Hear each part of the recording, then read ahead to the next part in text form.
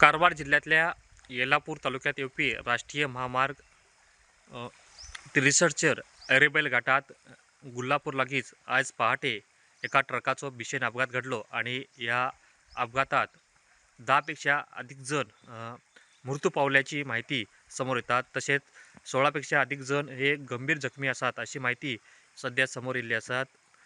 मिळालेल्या माहितीनुसार हो अपघात असा तो अपघात ट्रक चालकाचे ट्रकावरचे जे नियंत्रण असा ते नियंत्रण सुटल्या कारणान तो पलटी झालो आणि तेका लागून हो भीषण अपघात घडलो.